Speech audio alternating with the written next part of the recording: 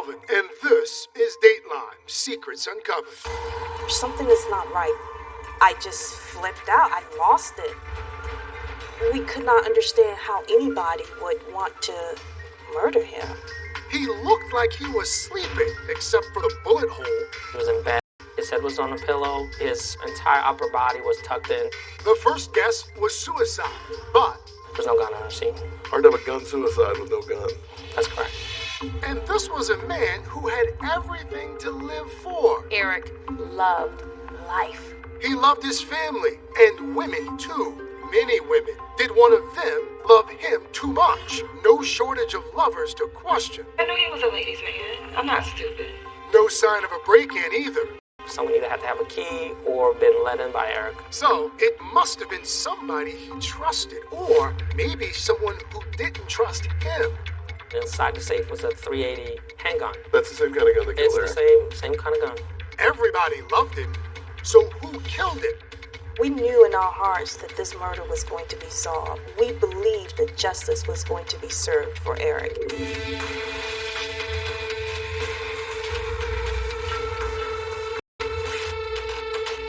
Hello, and welcome to Dateline, Secrets Uncovered. The crime scene offered few answers, only questions. By all accounts, Eric Samoa enjoyed an active love life. Was the secret to his murder hidden inside his little black book? One determined detective refused to give up, and uncovering the truth would take a stroke of luck that might be hard to believe, except it really happened. Here's Josh Mankiewicz with While He Was Sleeping.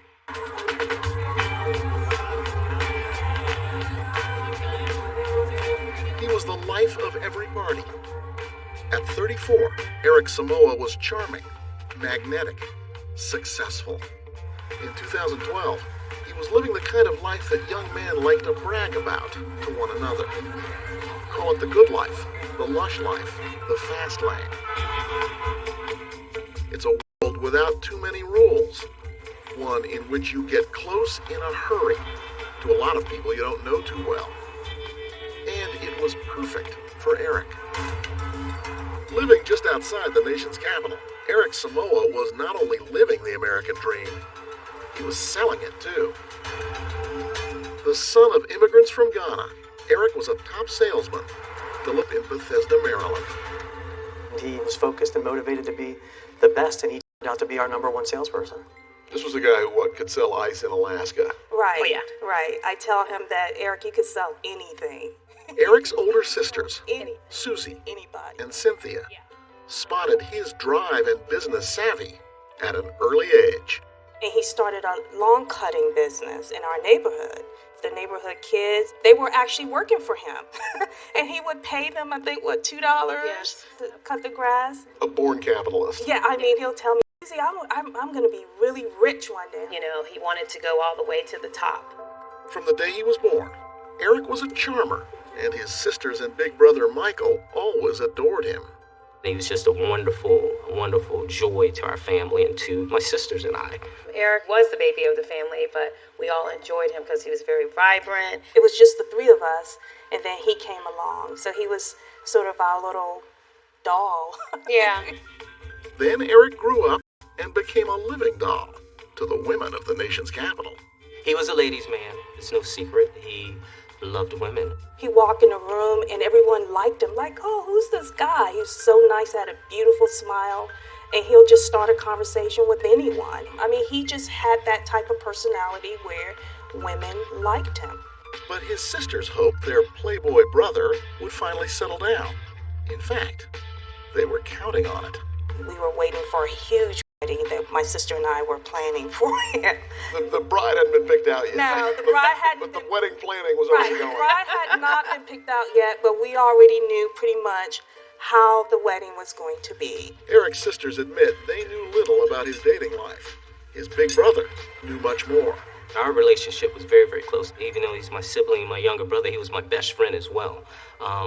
We talk about everything.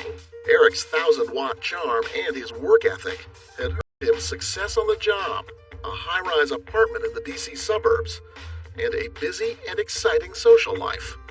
He was a young man on top of the world. But his big brother still felt the need to occasionally offer advice, like that playing the field has its risks and can't last forever. He really respected me, the fact that I've been with my wife, we've been together 28 years. He always would communicate and say, hey, I want to be that, but I just can't find the right one. Even as the youngest and the only one who hadn't married, Eric was the glue that bonded his family. Eric was the person that kind of brought the family together. He remembered everyone's birthday. He made everyone feel really special. So it wasn't just his customers he was charming. No, he was charming his family, His family too. as well. All of you. You know, he wanted. But this time it wasn't for a holiday or birthday. It was because they were worried sick about him.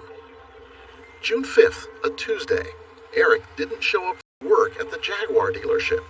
Initially, his boss, Brian Armstrong, let it slide. I chalked it up to, hey, he was taking a day off, unscheduled day off, and I didn't think too much about it. And then the following day, which was the Wednesday, again scheduled to come in, no call, no show, then I got worried. Word spread, and soon Eric's sisters and the rest of their close-knit family were trying to find him. No one had heard from him. Now you're really worried. I'm really worried. Cynthia took a deep breath and called 911. Police were dispatched to check out Eric's apartment in Silver Spring, Maryland. His family raced to meet them. Eric Samoa, a man about town who lived life at full throttle, had seemingly fallen off the map. What had happened to him? Coming up, an unanswered knock and lots of questions. We were all in shock. We were just shocked. That there's no way. There's no way. He was in bed. His head was on a pillow. It looked like he was sleeping. When Dateline Secrets Uncovered continues.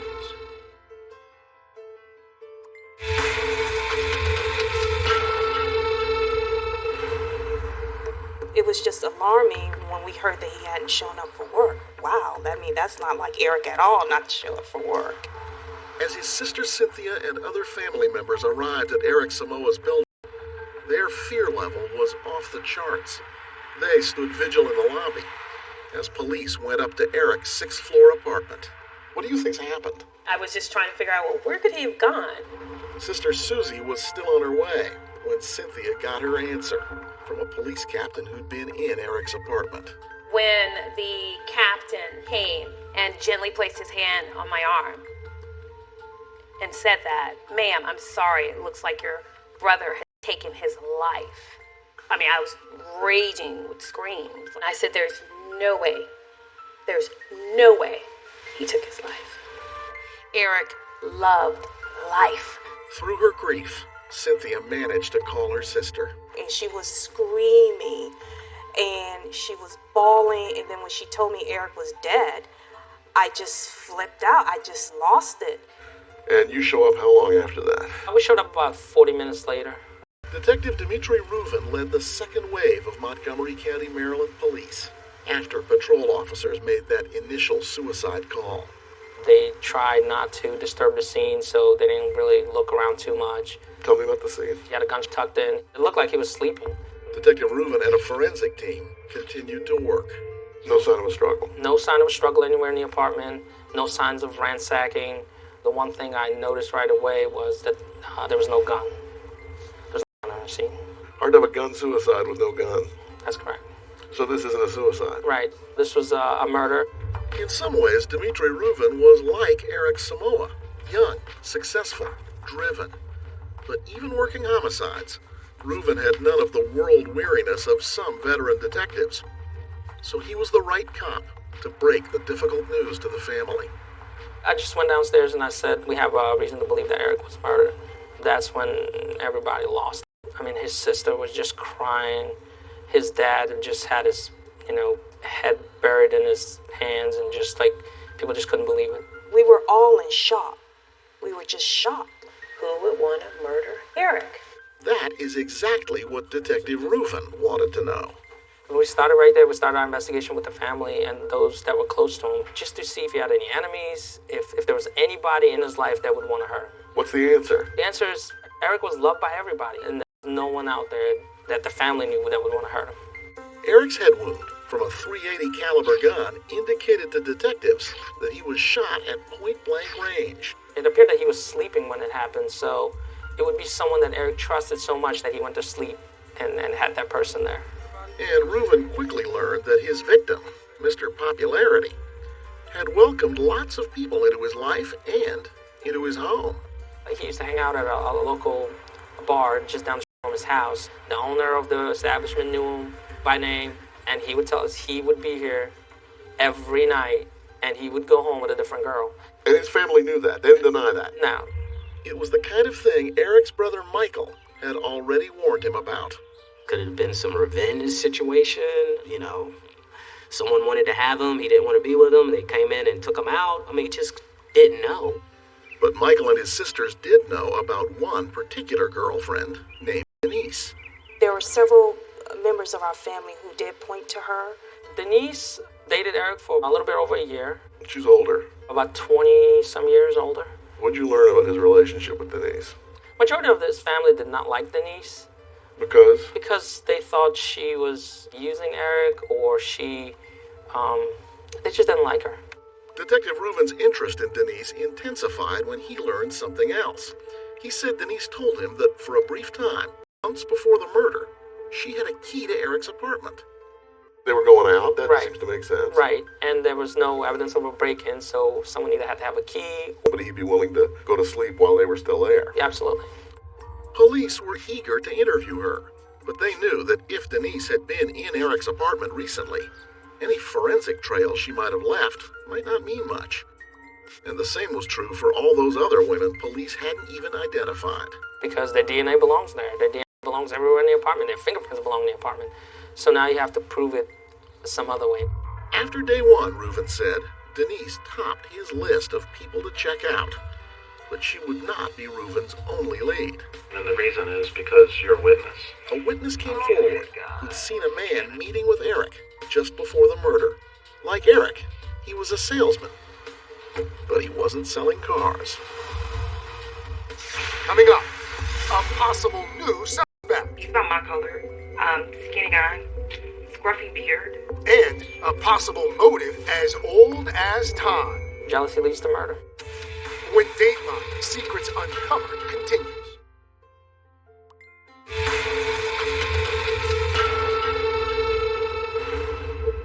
I was here, but I wasn't really here.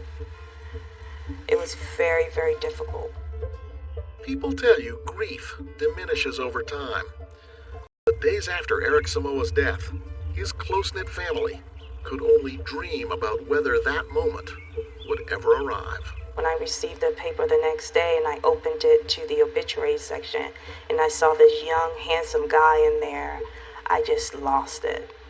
Sadly, I meet a lot of people in your situation. There are families that really want to know what happened. And then there are other people who are like, I'm not going to bring him back, and I don't want to spend another minute thinking about the murder. You guys clearly in that first group. You wanted an answer, didn't you? Oh yeah, we wanted to know who would do this because we just could not understand who would want to kill Eric. The family had pointed Detective Dimitri Reuven at Eric's girlfriend, Denise. We interviewed Denise multiple times. Reuven's interest in Denise picked up when he learned from the family that her romance with Eric was on the rocks. And he was with her probably about a year. And then after a while, he was just tired of being, bogged down by someone. According to Reuven, Denise told him that she and Eric were talking about breaking up by mutual agreement. Reuven said she also acknowledged Eric was dissatisfied with their relationship, giving the detective a theory to consider. Older woman, younger man, and now he wants to end it and maybe see somebody else, and Right. that breeds jealousy, and we know what that leads to. Correct. Jealousy leads to murder. While he continued to investigate Denise, Reuven learned from residents in Eric's building. Katrina Ben came down to police headquarters for an interview. She's visibly upset here. Just earlier that day, Detective Reuven and his partner had told her that Eric was dead. I just want to start again by saying just thank you. You don't have to be here. Thank you for doing this. So let's... I want to know too. They wanted whatever leads she could give them. but they began with the basics. And how'd you meet up? I met Eric outside, like 2 weeks after I had been there. Outside their building. And he asked me if I was a nurse, because he was starting some kind of agency, nursing agency, kind of like what I work for. Katrina did work as a nurse for the NIH, the National Institutes of Health. It turned out she and Eric had plenty in common.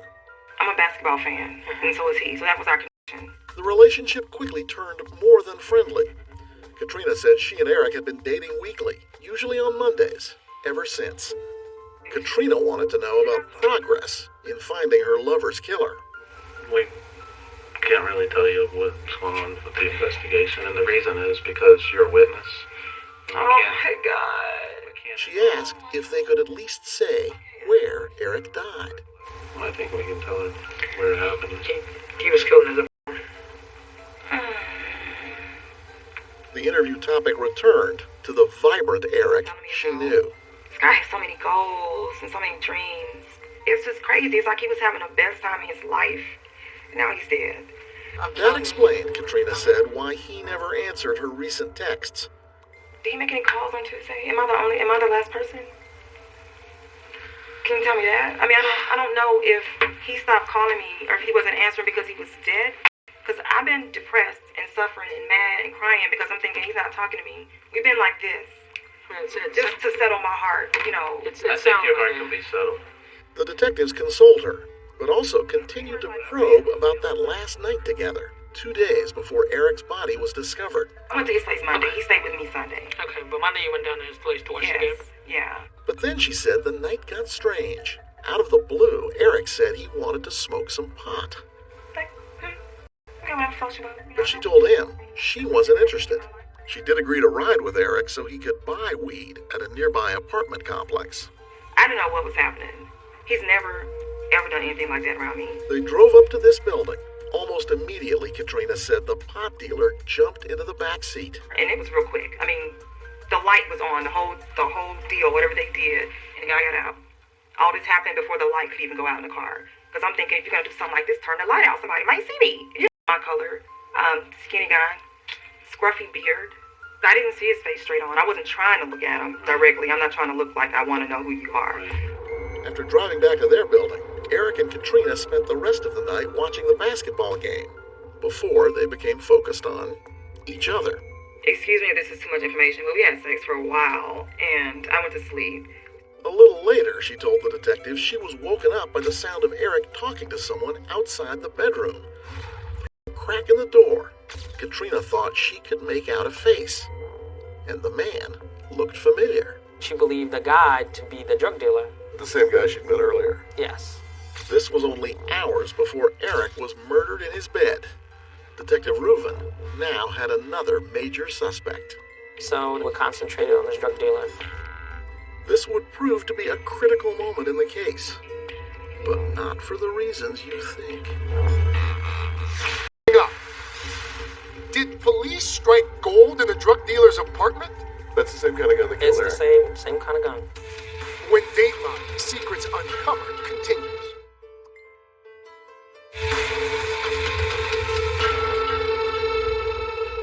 Welcome back to Dateline Secrets Uncovered. I'm Craig Melvin.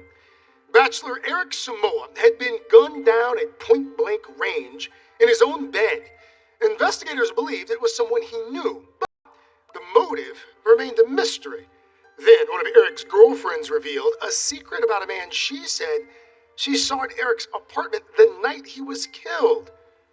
Could this lead deliver the break they needed? Back with While He Was Sleeping. Here's Josh Mankiewicz. Detective Dmitry Reuven has worked a lot of homicides, but the death of Eric Samoa angered him more than most. You know, he was just sleeping. Kill somebody while they're sleeping is horrible. Eric's sisters were grateful to have someone as committed as Reuven working their brother's case. He is a phenomenal investigator. And now, just days after Eric was murdered, it looked as if Detective Reuven might give the family some resolution. One of Eric's lovers, Katrina Ben, handed the investigators a new suspect, Eric's pot dealer. It didn't make sense to me because I was thinking, why is he here? Katrina told them how uneasy she felt with the dealer in the apartment. It was just a little uncomfortable. It just seemed a little weird. So at just around 5 a.m., Katrina said she got out of there. She said the guy then just came up to her as she was leaving and basically pushed her out with the door. Based on Katrina's account, police believe Eric was killed sometime in the early morning hours. A man named William Woodfork. And he was like, I have no idea who that is. Never met him before. Did you believe him? No. I knew Eric called him, and Katrina's story tied him to Eric. Reuven hammered away at Woodfork for hours, finally getting him to admit he sold Eric marijuana the night of the murder. But the dealer balked when Reuven asked why he later went over to Eric's. And he was like, what are you talking about? He was so adamant about not even knowing where Eric lives. You know, I'm a weed dealer. I'm not a delivery man. I don't deliver. People come to me. Detective Reuven wasn't about to just take a drug dealer at his word. So we ended up getting a search warrant for his place, and we recovered a safe from his apartment. And inside the safe was a .380 handgun. And it was just like, did he lie? Is this our murder weapon? That's the same kind of gun that killed It's Eric. the same kind of gun. The gun was sent to the firearms lab as Reuven checked to see if he could prove William Woodfork was in Eric's apartment. But Woodfork's DNA and fingerprints weren't on the door or anywhere else.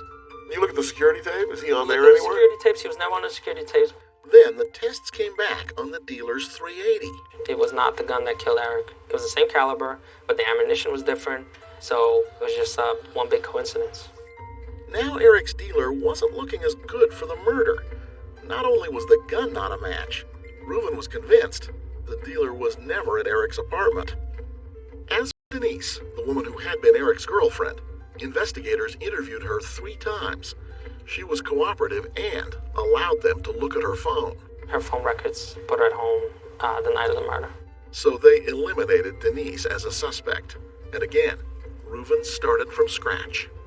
You don't just come in somebody's apartment and murder them while they're sleeping and expect to get away with it. And I felt like this was my job to find the killer. And I felt like I wasn't doing my job.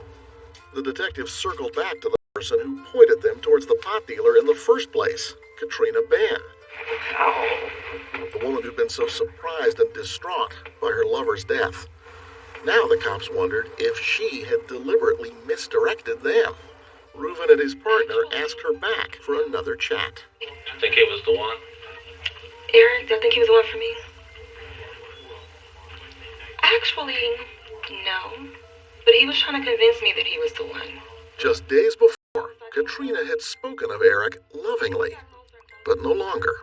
I knew he was a ladies' man. I'm not stupid.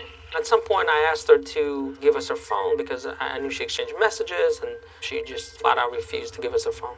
Well, that has to make you sort of sit up and think, no? It was a little odd, but at the same time, I think I would do anything to help the police. And she wouldn't do it? No.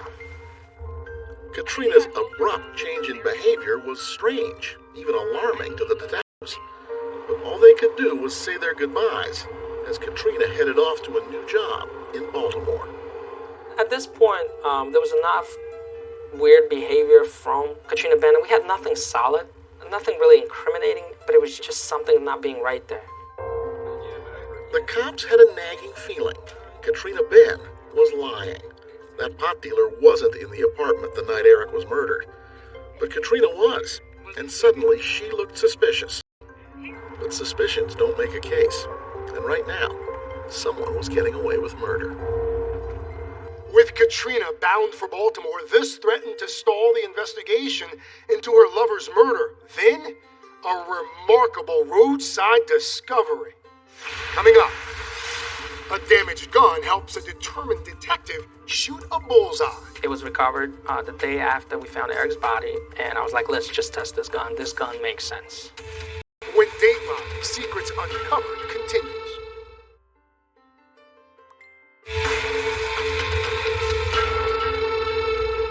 Welcome back. The investigation into Eric Samoa's murder had hit a dead end, but Detective Dmitry Reuven was not one to give up easily. He was about to try the near impossible, the detective version of a Hail Mary pass. But if his hunch was right, it would help him uncover the smoking gun needed to blow this case wide open. Here with more of While He Was Sleeping, here's Josh Mankiewicz. As his murder investigation slowly rolled forward, Detective Dmitry Ruvin developed a certain affection for Eric Samoa, the guy he'd never met, the successful, charismatic, charming victim. You kept a picture of Eric on your desk at work? Mm-hmm. Just to remind you. We called him the most interesting man in the world. That was the name of this case. And I've always had a picture of Eric to just kind of remind me to keep going and keep working the case. Unfortunately, what wasn't next to Eric's photo on Ruvin's desk was any hard evidence against Katrina Bann, the woman Ruvin thought knew more than she was telling about Eric's murder. He decided to take yet another crack at his suspect, and along with another detective, Ruvin paid Katrina a visit up in Baltimore. For the most part, her story remained the same. But Katrina was also on guard and defensive. Don't go there. Don't go where? No, I feel like you're trying to be sarcastic. Instead of focusing on the detective's tone, Katrina should have paid more attention to their... I asked her about owning any guns. Do you own a gun? No. Have you ever fired a gun? No. Armed with a warrant, Ruvin searched Katrina's apartment but did not find a gun. He seized her phone and computer, but cops didn't find anything incriminating. There was no gun registered to her anywhere. No. And no sign that she'd ever owned one at any point in her life. That's correct. Ruvin kept going. I subpoenaed her bank records and credit card records just to see if she purchased any ammunition somewhere. You didn't find it? No.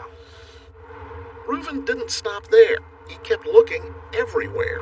He even went all the way to Katrina's hometown in Mississippi, where he learned something interesting.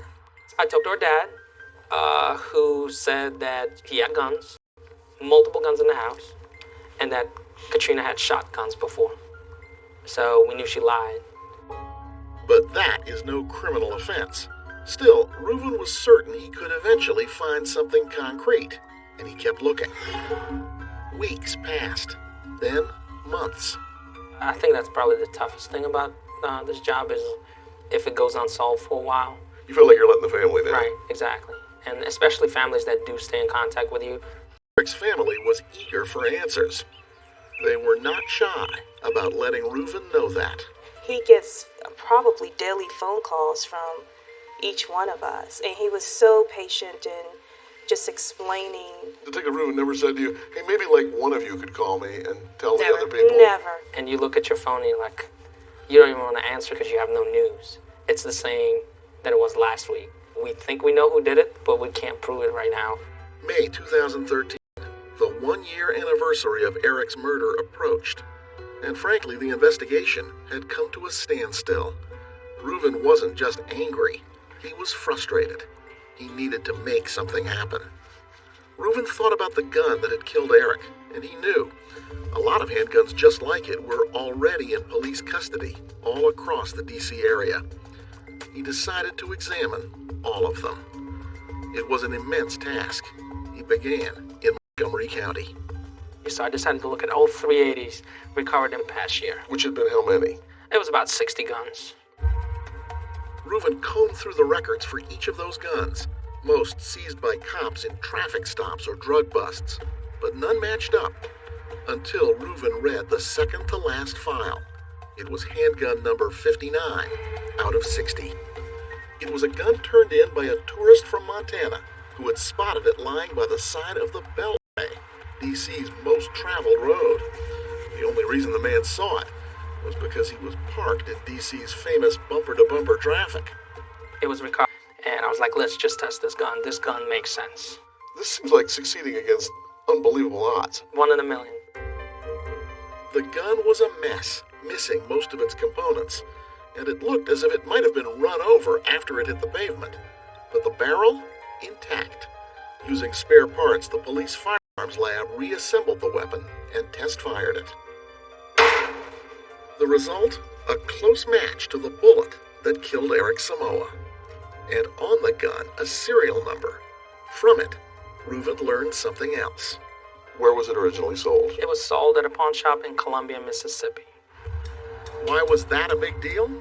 Because that little pawn shop was just a few miles down the road from Silver Creek, Mississippi, which was the hometown of Katrina Bann.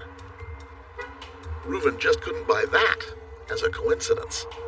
So he took another trip down to Mississippi, this time to track down the gun's original owner, which was harder than it might sound. This gun had multiple owners. It would take me 30 minutes just to persuade somebody to talk to me. Why? Because in Mississippi you sound like a stranger? That's so weird. Possibly sound like a stranger. Also, nobody wants to talk about guns. They always think that I'm there to get them in trouble. It was a lot of shoe leather, and Reuven still didn't have a solid link to Katrina. It would take some persuading for me to even have people talk to me. But slowly, the persuasion paid off. And each would tell us, yeah, I had it for a year, and then I pawned it at this pawn shop. After interviewing 6 former owners of the gun, Reuven arrived at a pawn shop that bought and sold it sometime around 2003. So the owner, he was like, we kept our records in diaper boxes in the back of the shed, and the rats were eating on them, so we decided to just send them to the ATF. Reuven offered to come look through those diaper boxes. The response from the ATF? Thanks, but no thanks. The ATF agent was just saying, just let us take care of it. So we left Mississippi really with nothing. Reuven returned to Maryland, wondering if he'd hit another dead end. He wondered for about a week. It was late June, now more than a year since Eric was murdered, when an ATF agent called back. We found these diaper boxes, we found these records, and we faxed a receipt. So I was waiting by the fax machine, the fax came through, I looked at the name, and it was Katrina Ben. She was the last purchaser of that handgun. And you've got her. Oh yeah, it was pretty incredible. I was literally jumping up and down. Now he just had to lasso Katrina Ben. Easy? You decide. If I was going to do something like this, it wouldn't be like this. It wouldn't be stupid. A girl who you do not take out, you do not show off, and you do not introduce to your friends. She has her purposes. And was that a motive for murder? When Dateline Secrets Uncovered continues.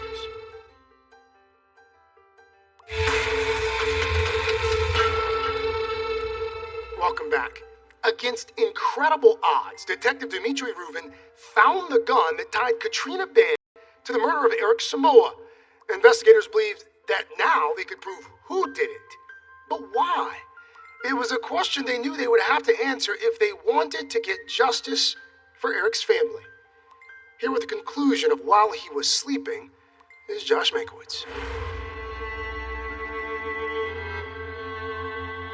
Eric Samoa had been dead for more than a year, and still no one had been arrested for his murder. But his family, bound together by grief and faith, felt a kind of serenity. I believe that there were certain people that were destined or ordained, I would say, to work this case.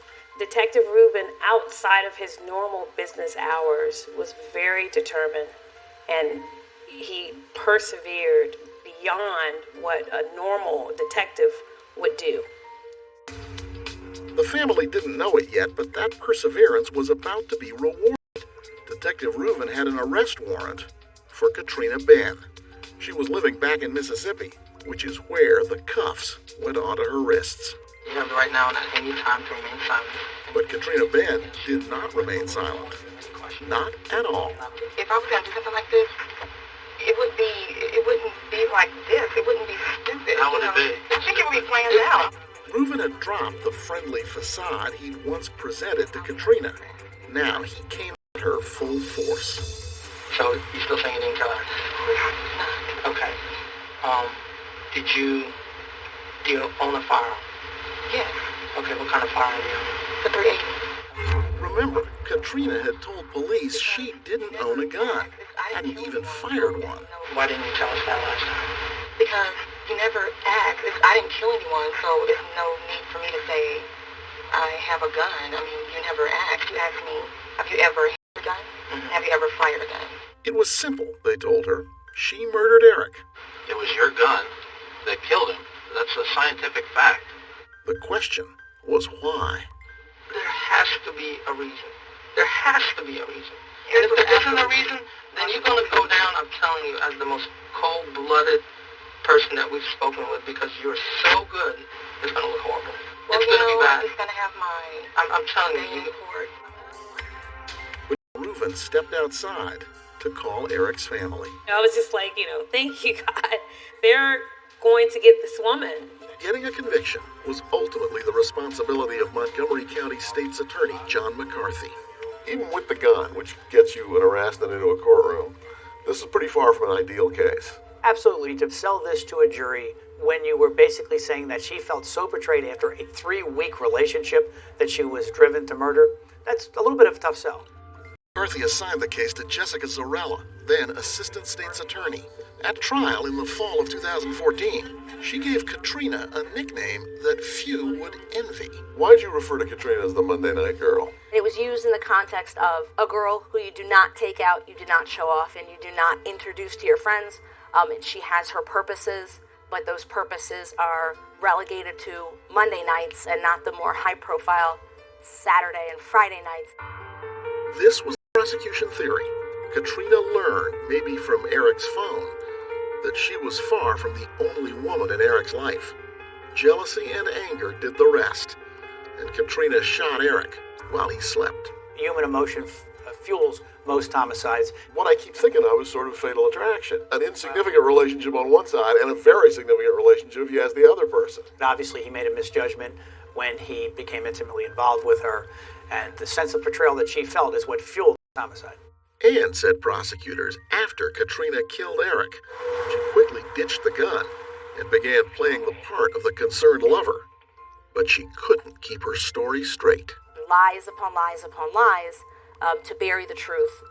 And that ultimate truth in this case was that gun. The crux of Katrina's defense was that she had no reason to kill Eric because she just wasn't that into him. Eric was a great guy, but I wasn't even trying to be with Eric like that. And to be honest, when he would tell me he was in love with me, I never believed him. What's wrong with the argument that this was a woman who discovered there were other women in his life and she got incredibly jealous and angry and that tipped her over and she killed him? It just doesn't work for Miss Ben. Carl-Henri Gauvin was one of Katrina's lawyers. We have to look at the time in which these two parties were intimate with one another, a matter of weeks. And so to say that the relationship was at such a strong level that she would become jealous or irate to the point where she would murder somebody doesn't resonate with the time in which they were together. As for that gun, Katrina's attorneys argued that the traveling nurse had long since lost track of it. They said someone could have stolen the gun along the way and used it on Eric. As she shifts from one residence to another from state to state because of her profession, she may have left the gun or she was unaware. It took them just 6 hours to find Katrina Ben guilty of murder in the first degree. There's no doubt in my mind that had she not been convicted of this crime, Katrina Ben was just as likely to encounter someone else who disrespected her in the same way that she felt Eric did, and with the same result. Visit that ultimate consequence, which is take his life. But the real jaw-dropper came at sentencing, when Katrina addressed the courtroom. She stood up as if she was giving a eulogy of my brother, telling us I'm sorry for your loss and all this stuff. It was like a slap in the face. She was talking about the murders as though she wasn't even there. You killed this person. You're the reason why we're here. It was just unbelievable. The judge sentenced Katrina Ben to life plus 20 years. Justice has been served today, and what you have sown into the life of our dear brother, cousin, nephew, friend, you will reap bountifully with life in prison. Now, years after saying goodbye to Eric, his large, loving family still feels the pain of his loss. We do remember Eric every day for all the good times we had. It's unfortunate that we have to think about the day that he was brought home from the hospital to the day that we actually closed the casket. What they want to do is warn other families to watch out for the other Katrina Bens in the world. I pray and continue to pray that even in doing this, that it will bring awareness to other people out there about certain types of people and just being very cautious and being aware. So the lesson is be careful who you get close to. Absolutely. Very careful. Very aware. Very important. And that's all for this edition of Dateline Secrets Uncovered. I'm Craig Melvin. Thank you for watching.